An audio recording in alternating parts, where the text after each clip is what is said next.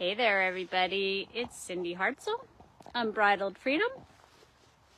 And today is episode 5 in our 10-part series of empowering horsewomen.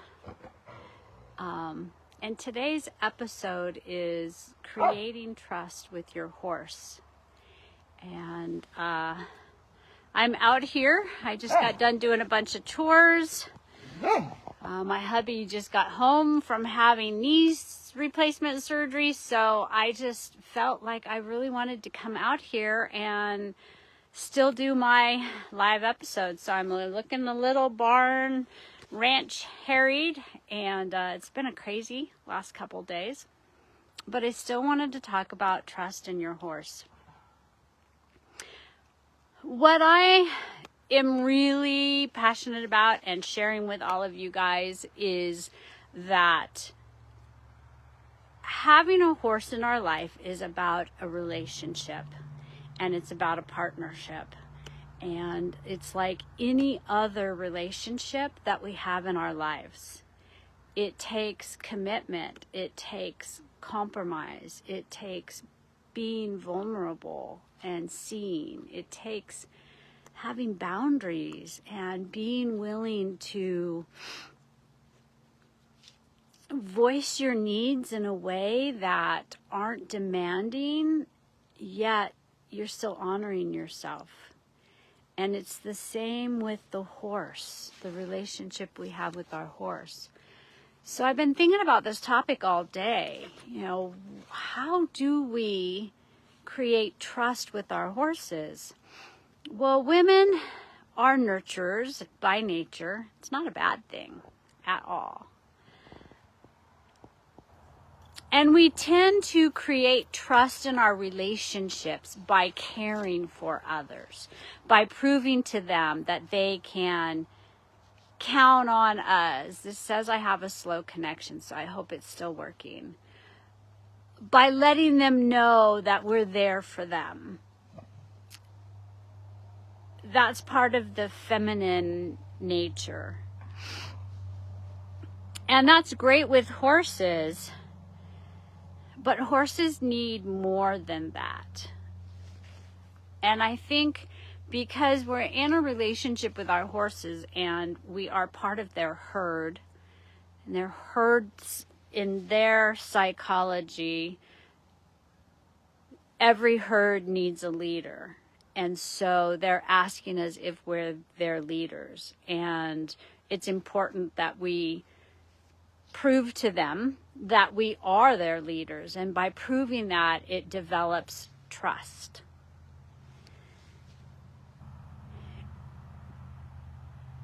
Some of the ways that we undermine our horse's trust in us is,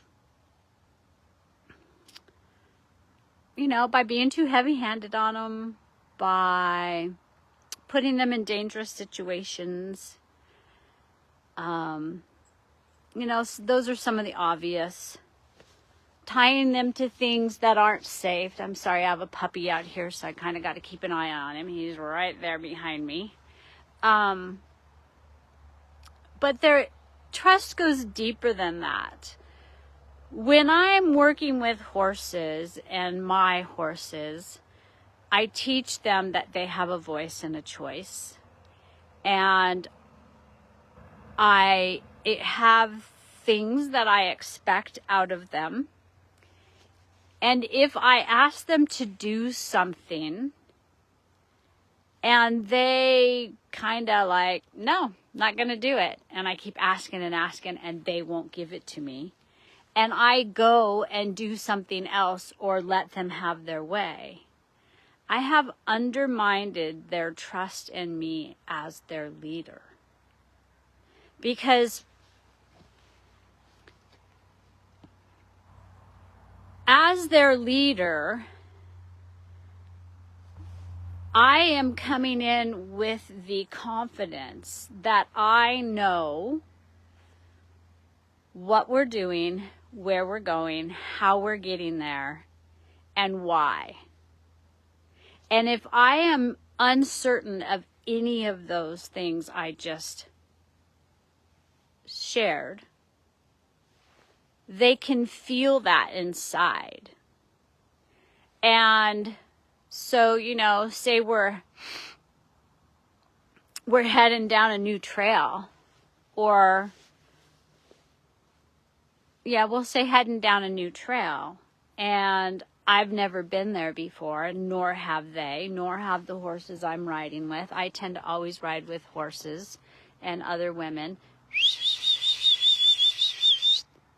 Whiskey, come! And oftentimes, I'm not sure where we're going, and I'm not sure what we're going to encounter. But I do have the confidence that I have the tools and the skills and the ability to read the environment and my horse to know that whatever comes up, I can help us manage through it. That's the trust they have in me, and that's the trust I have in myself. If I am not sure of what we're doing or where we're going, or if we can cross that bridge or cross that stream or go down into that ravine, if I don't feel in my body, in my mind, that I have the confidence that we can do this, and I have the plan on how we're going to approach it, if I don't feel that in my body, but I make my horse go anyway, they can feel that. They can feel the incongruency that I'm saying, trust me, let's go do this. But yet everything in my body language, and I'm sitting on their back so they can feel my body, is saying, I'm not sure we can make this. That is undermining the trust that my horses have in me. I may not really know where we're going, what we're going to encounter, or how we're going to get there. And I let my horse know that. I verbally state, I'm not sure where we're headed, but if we stay together and we stay connected, that heart and soul essence, we stay connected, we'll get through this. And my horses also know that they can trust me to listen to them. I used to ride up in that mountain right there behind me, and there's tons of ravines, and it's pretty shaly rocks and grass. Hold on. And Puppy was going to go say hi to the Mustangs that don't like dogs. Come here, bud. Come here. I don't want you to get the kitty. So we used to ride up there, and we would get into areas where my horse would say, I'm not going. And I'd try to push him through it, saying, come on, here's the path. You can see where the deer have gone. This is safe. Let's just do this. And he's like, I'm not going to do it. I'm not going to do it. Trust is a two-way street.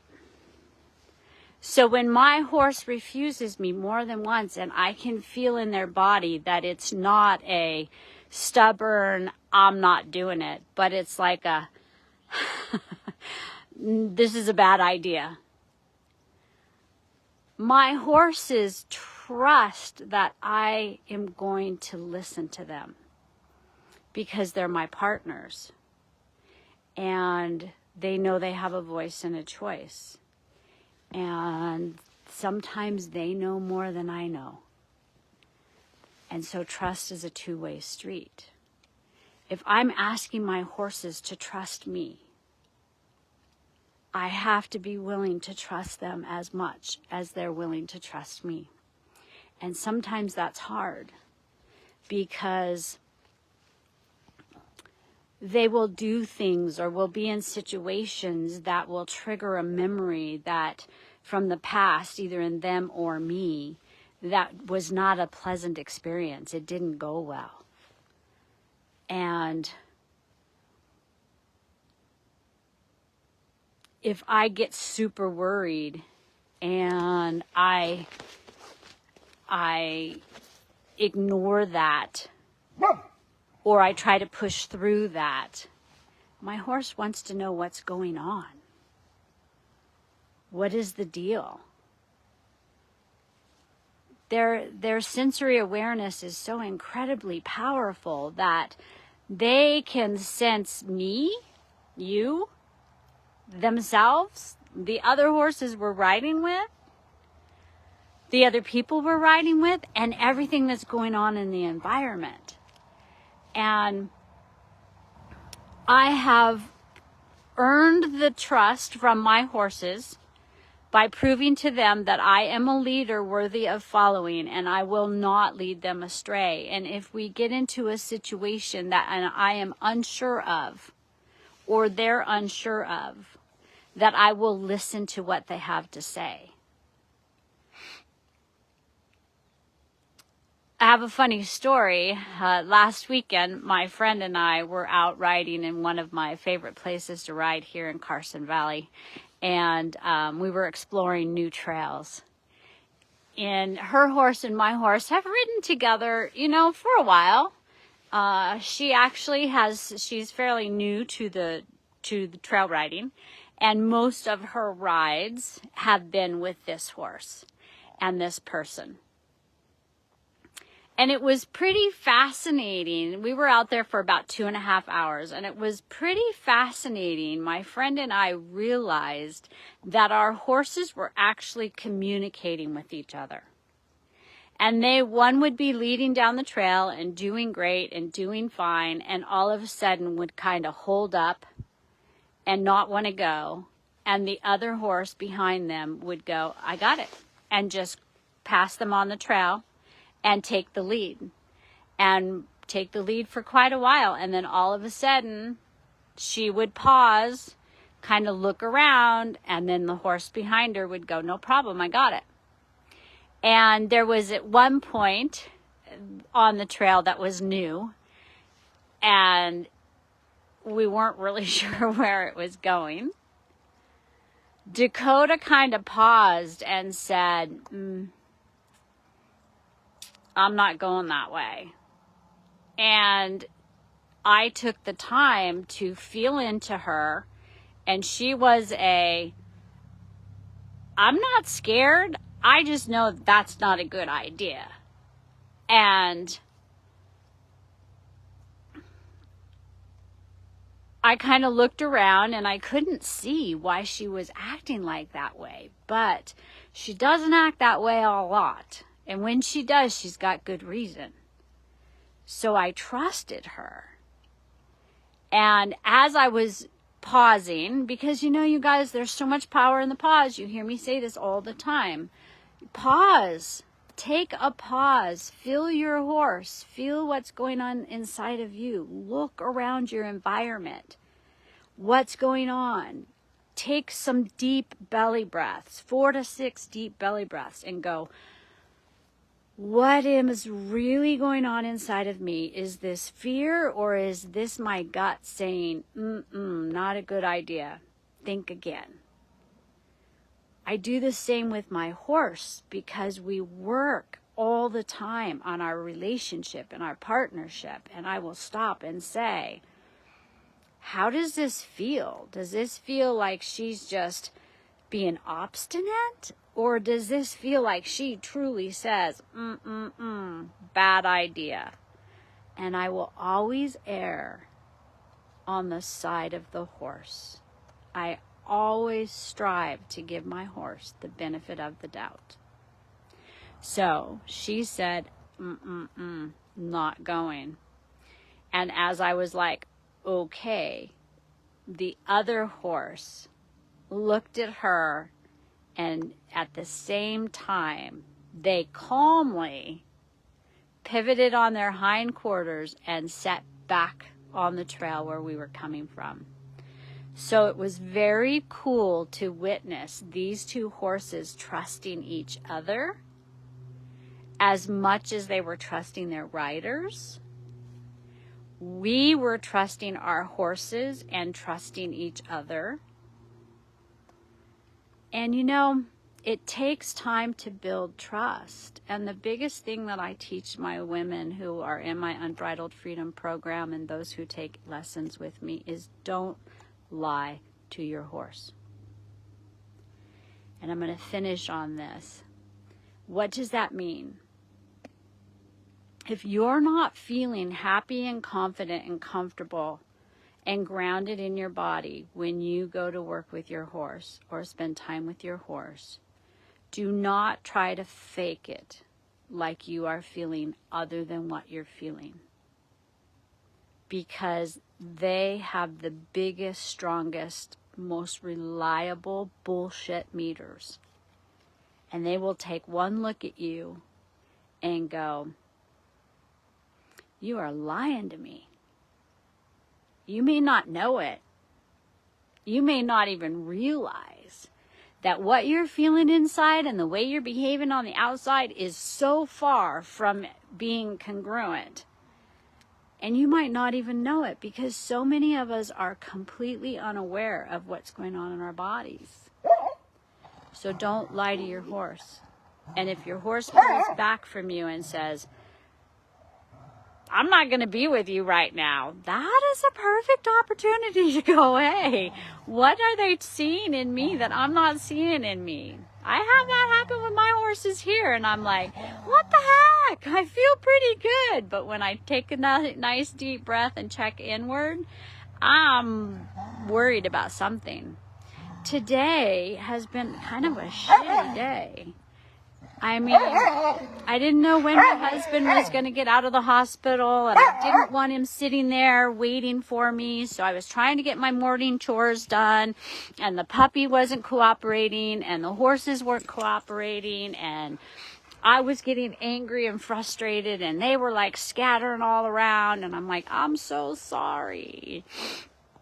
And then tonight I'm out here trying to do my chores, and I'm thinking I don't want to miss this live call, and I gotta hurry up, and my puppy is yanking on me because I have him tied to my waist because I'm out with the wild horses and I don't want him to get stomped, and he's pulling on me and I'm getting frustrated and pulling back on him, and none of my horses wanted anything to do with me. So then it's time to roll up the hose, and I drag it through dog shit, and I get dog shit all over my gloves, and it gets stuck on a sagebrush. So I am pulling and pulling and pulling. I got to drop the hose, go down, unhook it, and it was a shit show. And I realized, gosh, you know, I'm trying to convince my horses that I'm trustworthy and I'm happy and they can come chill with me, and everything in my body is screaming otherwise. So trust is a hard thing to earn and an easy thing to break, especially with our horses, because they know how we feel on the inside, always, even when we don't know. So don't lie to your horse. If you don't know how to solve something, or you don't know why they're acting that way, or you don't know why you're feeling that way, be honest and say, I'm having a shitty day, or I'm confused. I don't know what to do. So let's try to figure this out together. And they'll go, all right. And if you're really working on nurturing that relationship and that partnership with them, they will help you try to figure it out. So don't lie. The other way that I say don't lie is we are their leaders. So when we ask them to do something with us, working on a pattern, going through a gate, going over a puddle, whatever it is we're trying to achieve, if we are asking and asking and asking, and they're refusing and refusing and refusing, and we just give up and go the other way, we have lied to our horses about being a leader they can count on. Sometimes you won't be able to achieve the goal you're trying to achieve, and that's okay. But I won't let the horse walk away having it be their choice. I will say, all right, today's not the day to work on a water crossing. You're in a new place. You're having a hard time. We don't have time to delve into this. Today's not the day. However, I need you to take 2 steps closer. And I'll ask for 1 foot, and then I'll ask for the other foot, and we'll pause and breathe. And then I won't let them turn away from what they're struggling with. I will ask them to approach it, pause at it, and then I will back them away and usually pivot and head back the opposite direction. So I promised my horse that I was a leader they could trust through connection and communication. So even when we're having a problem that we don't have the time or the tools or the techniques or the understanding to solve that problem in that moment, I never let them quit on their terms. I always ask for a little bit more. And what that does is not only prove to them that I'm not going to give up on us, but it also asks them to stay with me and our partnership and to not give up on us as well. So you guys, I hope that that helps with the trust. I mean, trust is it's a big topic. I gentle a lot of wild Mustangs, and you know, by the time they come to me, their exposure they have had to humans has been pretty crappy. And they do not trust humans whatsoever. And so I work on creating trust. That's the first thing I will do. I gentle my Mustangs before I train them. And in that gentling is we're working on trust, connection, and communication. And once I can get that horse to trust me, connect with me, and we can start having a conversation through the universal language of body language, then I can start training them in not the relationship. The gentling is the relationship. I can start training them on having a partnership with me. This is a topic that goes deep. You know, I mean, think about the relationships you've had in your life and how important trust is and how fragile trust can be. Well, it's the same with our horses. And my biggest thing I want you to take away from this is don't lie. They know what you're feeling inside, so don't hide it. Just own it. Like, today's a crappy day. I wanted to go for a ride. I still want to go for a ride. I don't know how good I'm going to be at it, so let's just be friends. Let's get on, let's go. We're not going to work on anything challenging, except let's just try and work on our connection and our communication and just enjoying each other. A relationship with our horses is no different than any other relationship in our life. However, it is a lot different because horses are forgiving. Horses live in the present moment, and horses have the strongest bullshit meters you will ever find. So they ask you to show up, be grounded, be present, be connected, and be authentic. All right, everybody. Thanks for tuning in. Sorry I was a little late, a little harried today. I look forward to our next episode next week. And because I'm outside and not at my computer, I can't tell you what it's going to be, but I'll post later what it's going to be. All right, everybody, have a very Merry Christmas, and we will see you next week. Oh, please comment below. What do you believe trust is between a horse and a human? And do you have any questions or comments about what I shared here?